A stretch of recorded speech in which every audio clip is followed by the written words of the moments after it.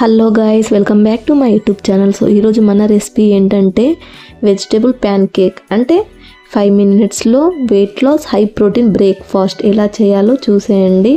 So ఇదైతే weight loss చేసే వాళ్ళకైతే one of the best breakfast అండి. ఇదైతే ఒకసారి ట్రై చేసి చూడండి. నేను కూడా ఇది ఫస్ట్ టైమే చేయడం అండ్ తినడం కూడా ఫస్ట్ టైమే. ఎలా ఉంటుంది అనుకున్నా కానీ చాలా బాగుంది.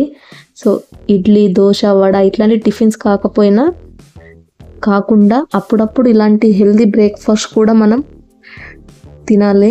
హెల్త్కి చాలా మంచిది. ఇందులో హై ప్రోటీన్ ఉంటుంది. ఎలా చేయాలంటే ముందుగా సన్నగా కట్ చేసుకున్న క్యారెట్ ముక్కలు,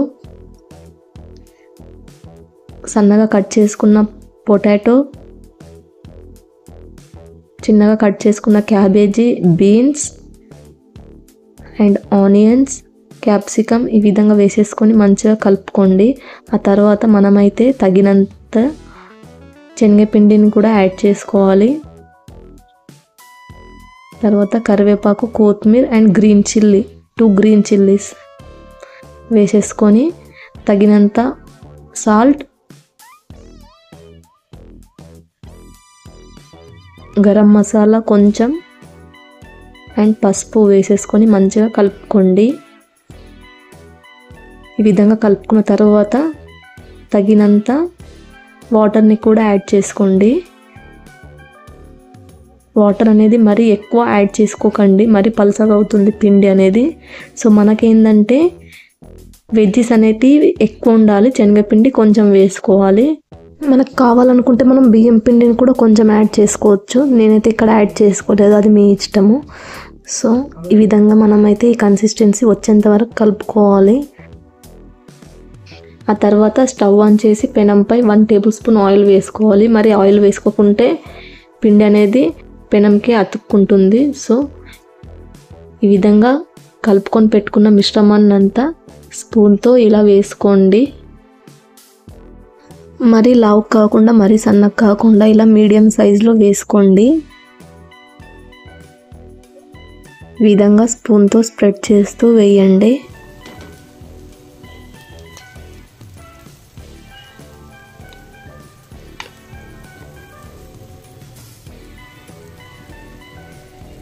సో ఈ విధంగా వేసుకున్న తర్వాత మనమైతే 2 minutes లో ఫ్లేమ్లో పెట్టుకొని మూత పెట్టుకోవాలి.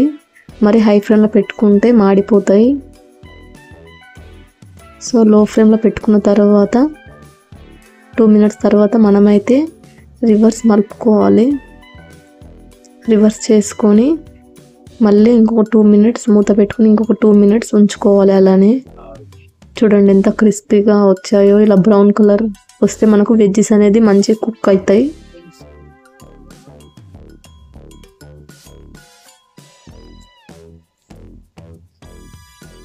సో 2 minutes తర్వాత మనకైతే వెజ్జెస్ ప్యాన్ కేక్ అనేది రెడీ అయినట్టే.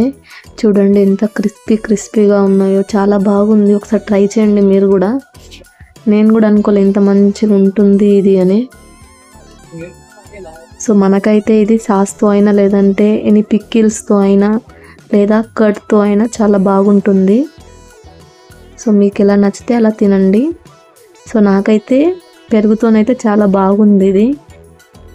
సో చూడండి ఇక్కడ లోపల కూడా చాలా బాగా కుక్ అయినాయి వెజ్జెస్ అన్నీ.